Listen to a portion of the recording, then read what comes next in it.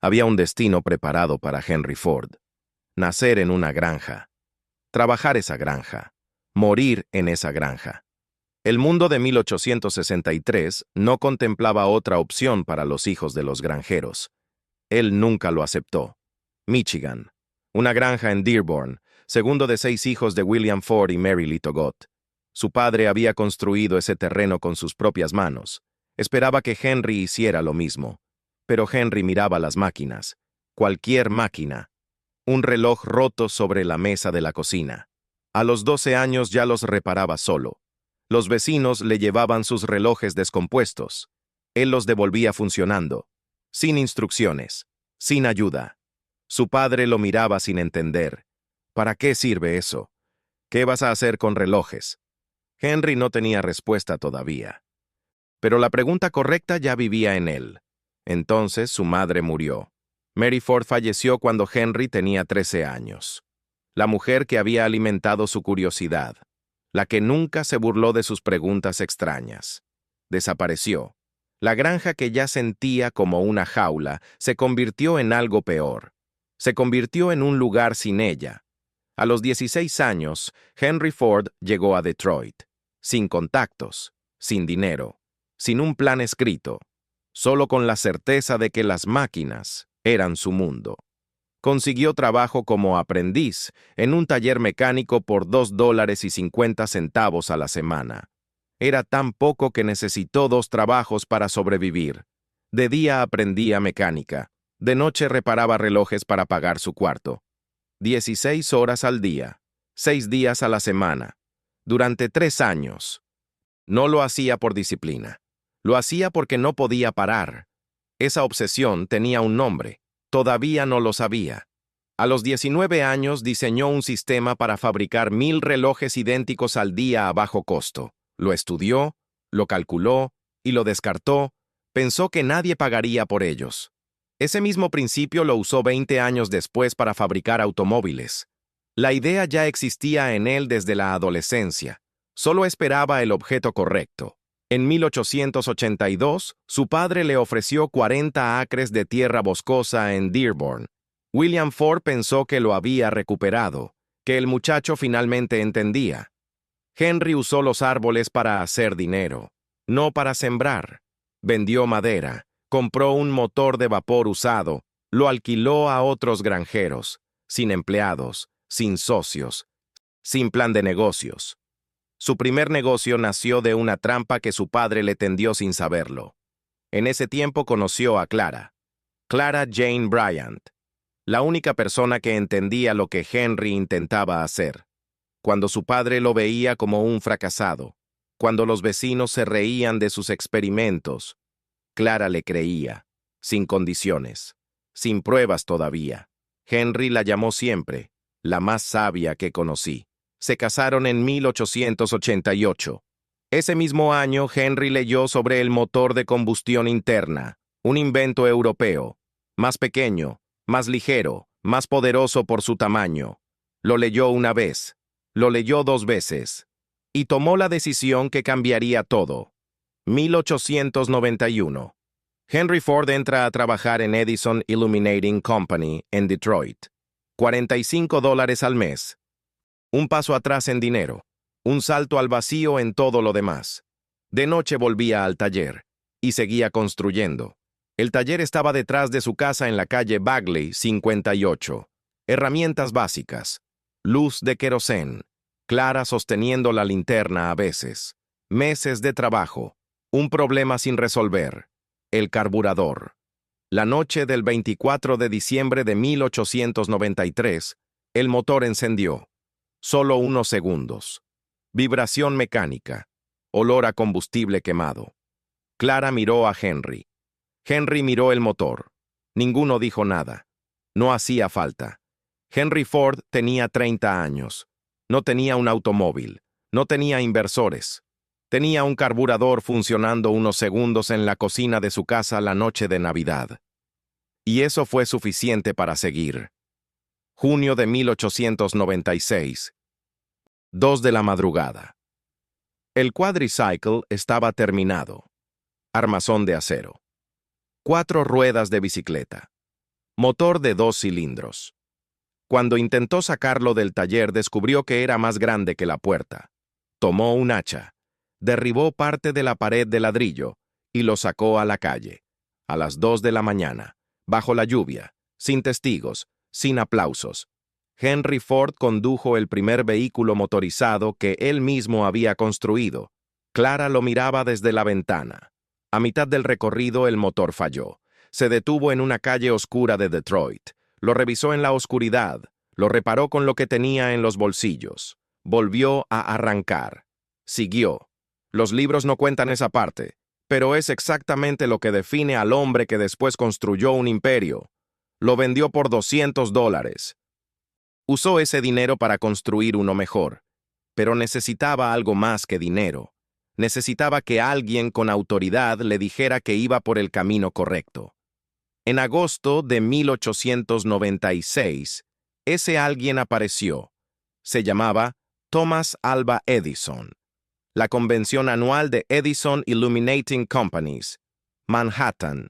Henry Ford asistió como representante de Detroit. Alguien le mencionó a Edison lo que ese ingeniero de Michigan construía en su tiempo libre. Edison lo mandó llamar. Henry le dibujó el motor en una servilleta. Edison escuchó en silencio. Luego golpeó la mesa con el puño y dijo: «Eso es, no pierdas de vista eso. Tu motor lleva su propio combustible. Esa es la gran idea. 30 segundos. Eso duró la validación más importante de la vida de Henry Ford. 30 segundos del hombre más famoso de América diciéndole a un mecánico desconocido que iba en la dirección correcta. Edison nunca creyó en los motores de gasolina. El mismo hombre que validó a Ford apostó su propio capital a los vehículos eléctricos. Pasó años intentando desarrollar una batería que los hiciera funcionar. Fracasó. El que trabajaba para Edison terminó superando a Edison con la tecnología que Edison había subestimado. 1899. Nace la Detroit Automobile Company. Inversores locales, un taller. El nombre de Ford en la puerta. En menos de 2 años la empresa quebró. Los inversores querían vender rápido. Henry quería perfeccionar antes de vender uno solo. 20 vehículos en 18 meses. Ninguno lo satisfizo. La cerraron. Henry Ford tenía 38 años. Y nada. Lo que hizo después no fue buscar otro trabajo. Construyó un auto de carreras, porque entendió que nadie compra algo que nunca ha visto funcionar. Octubre de 1901. Grosse Pointe, Michigan. La carrera más importante del estado. El favorito era Alexander Winton, el fabricante más reconocido de América. Su auto era más potente, más probado. Ford llegó con un vehículo construido casi sin dinero y un mecánico llamado Spider Hoff colgado literalmente hacia afuera del auto en las curvas para equilibrar el peso. Eso era todo el equipo.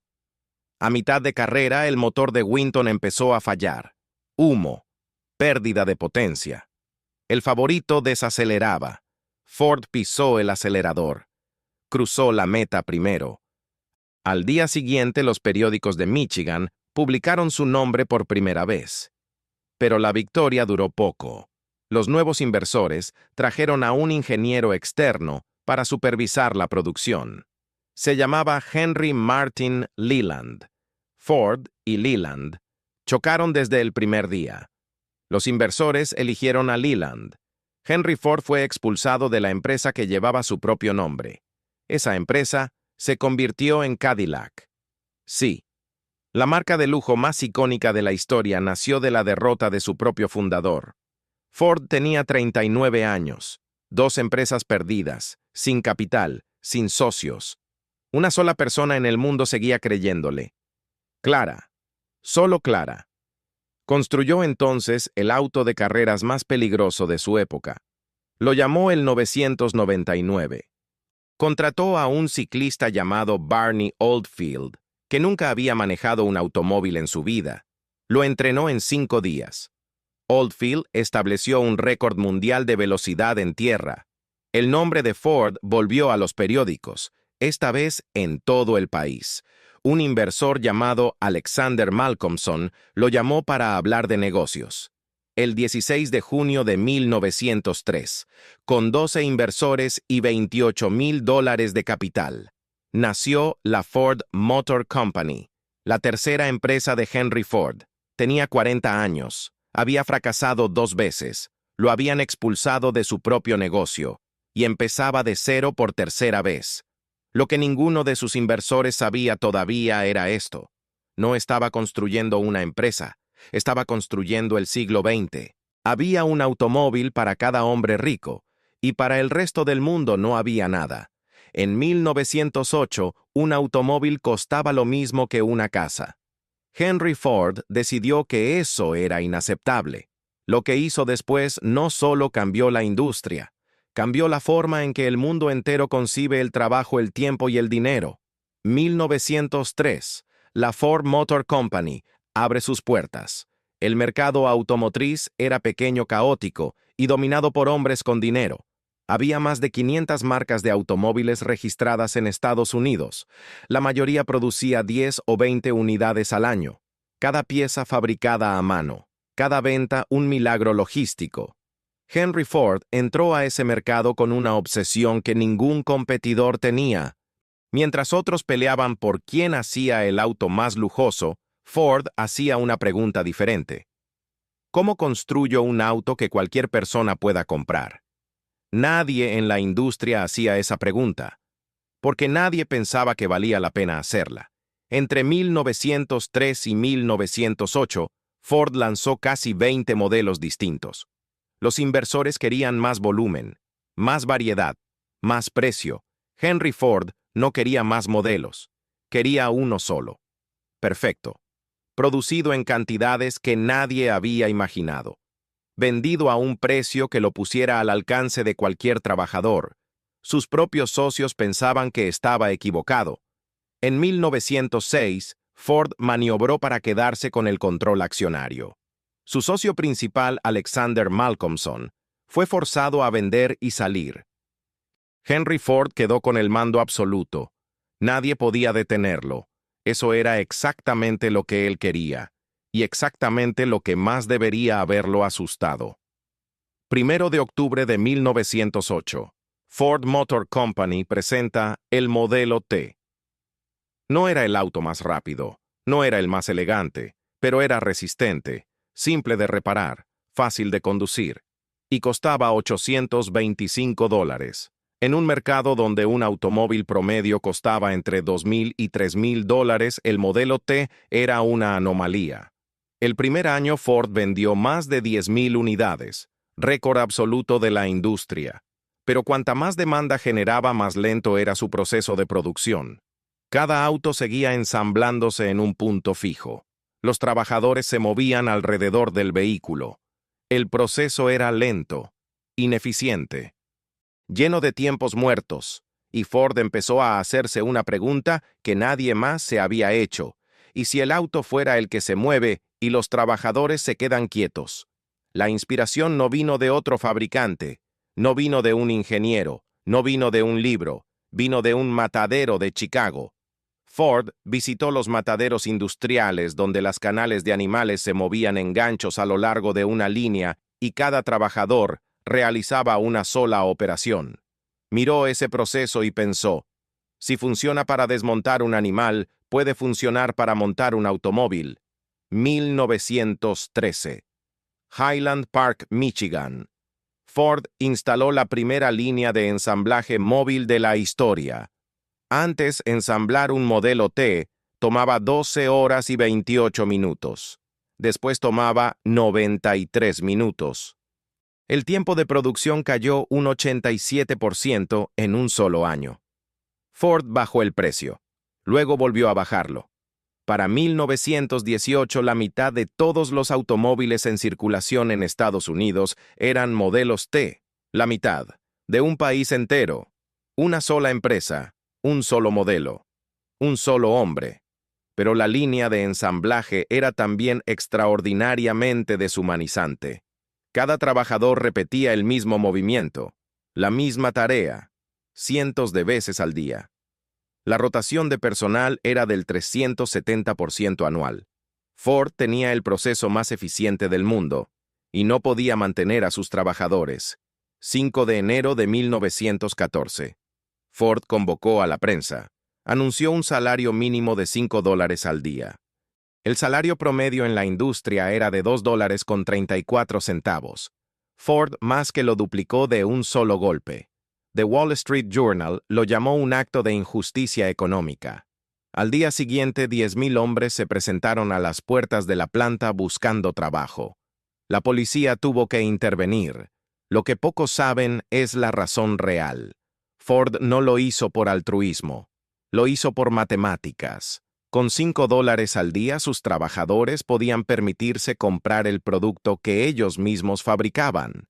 El trabajador es también el consumidor. Si pagas bien a tus empleados, se convierten en tus clientes. Fue una de las ideas más influyentes del siglo XX. La formuló un hombre que nunca terminó la secundaria. Para 1916, Ford era el hombre más rico de América. Pero los hermanos Dodge, accionistas minoritarios, querían más dividendos. Ford se negó. Quería reinvertir todo en la empresa. Y dijo algo que ningún empresario debería decir en público. Los negocios no existen para generar dinero para los accionistas. Existen para servir al público y a los empleados. Los Dodge lo demandaron. La corte falló contra Ford. Y su reacción fue comprar el 100% de la empresa. Control total, 0 socios, 0 obligaciones. Y fue exactamente entonces cuando empezó a cambiar. En 1920, el país que Ford había ayudado a construir tenía 9 millones de automóviles. Su fortuna superaba los $1.000 millones. Pero alguien estaba mirando, aprendiendo, preparándose. Se llamaba Alfred Sloan, director general de General Motors. Y había entendido algo que Ford no quería admitir. Los consumidores no quieren todos el mismo auto. General Motors lanzó múltiples marcas.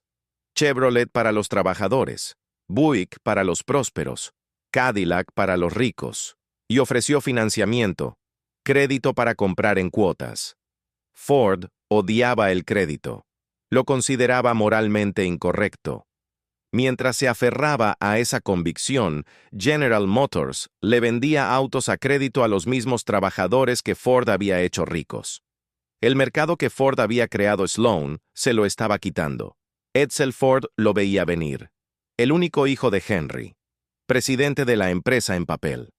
Porque en la práctica Henry seguía tomando todas las decisiones. Edsel le pidió a su padre que actualizaran el modelo T, que cambiaran el diseño, que introdujeran colores. El modelo T desde 1914 se vendía únicamente en negro. En 1914, eso era eficiencia. En 1924 era arrogancia. Henry Ford no escuchó a su propio hijo. Lo que Ford le hizo a Edsel es una de las historias más dolorosas de la historia empresarial. No lo ignoró silenciosamente. Lo humilló. Contrató a un exboxeador llamado Harry Bennett, con conexiones con el crimen organizado, y lo convirtió en su hombre de confianza. Bennett se dedicó a torpedear a Edsel, a socavar su autoridad, a reportarle a Henry cada error, cada debilidad. Edsel pasó 20 años en una empresa que llevaba su apellido sin que su propio padre le diera autoridad real. 20 años. 1927. Ford detiene la producción del modelo T después de 15 millones de unidades. Cerró todas sus plantas 6 meses. 100.000 trabajadores quedaron sin empleo de un día para otro. Sin aviso. Sin compensación. El modelo A llegó moderno y con colores. 4 millones de pedidos anticipados. Parecía una recuperación. Duró poco. En 1929 llegó el crack de Wall Street. Y en 1932, General Motors superó a Ford en ventas por primera vez en la historia. El hombre que había dominado la industria durante 3 décadas pasó al segundo lugar. Y nunca volvió al primero. Marzo de 1932. Miles de trabajadores desempleados marcharon hacia la planta de River Rouge.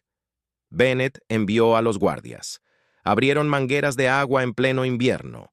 Dispararon gas lacrimógeno. Después dispararon balas reales. 4 trabajadores murieron. Los periódicos lo llamaron la masacre de River Rouge. Ford nunca se disculpó.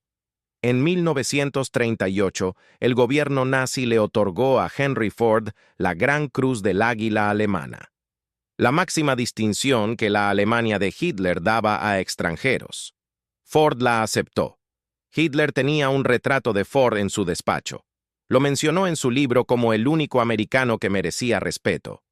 Eso no es una interpretación. Es un hecho documentado público y verificable. El mismo hombre que había pagado $5 al día a trabajadores de todos los orígenes publicó durante años uno de los textos antisemitas más influyentes del siglo XX. No hay forma de resolver esa contradicción con comodidad. Porque no es resoluble. 1943. Edsel Ford murió. Tenía 49 años. Los médicos dijeron que el estrés crónico y los años de humillación silenciosa habían destruido su salud desde adentro. Algo en Henry se rompió. Su memoria empezó a fallar. Bennett aprovechó el deterioro para afianzar su control. Fueron Clara Ford y Eleanor Clay Ford, viuda de Edsel, quienes actuaron. Las dos mujeres forzaron a Henry a designar a su nieto Henry Ford II como presidente. Tenía 26 años. Asumió. Despidió a Bennett el mismo día. 7 de abril de 1947. Una tormenta había cortado la electricidad en la mansión Fair Lane. Henry Ford se acostó a la luz de las velas, como cuando era niño en la granja de su padre. A las 11:40 de la noche murió. Tenía 83 años. Clara estaba a su lado. La misma mujer que había sostenido la linterna en el taller de la calle Bagley, 50 años después. Al final, en 1863, cuando nació, no existían los automóviles. En 1947, cuando murió, había 40 millones de vehículos en las carreteras de Estados Unidos. No había inventado el automóvil. Lo que inventó fue algo diferente. La idea de que una tecnología que solo existía para los ricos podía existir para todos. Los mismos rasgos que construyen un imperio pueden destruirlo si nadie los frena. La terquedad que lo salvó en los fracasos fue la misma que lo volvió ciego cuando el mercado cambió. La certeza que lo hizo grande fue la misma que lo hizo ignorar a su propio hijo. El problema nunca fue su visión. El problema fue lo que el poder le hizo a la persona que la sostenía. Eso no es una historia sobre automóviles. Es una historia sobre lo que le pasa a cualquier ser humano cuando deja de tener a alguien que le diga que está equivocado.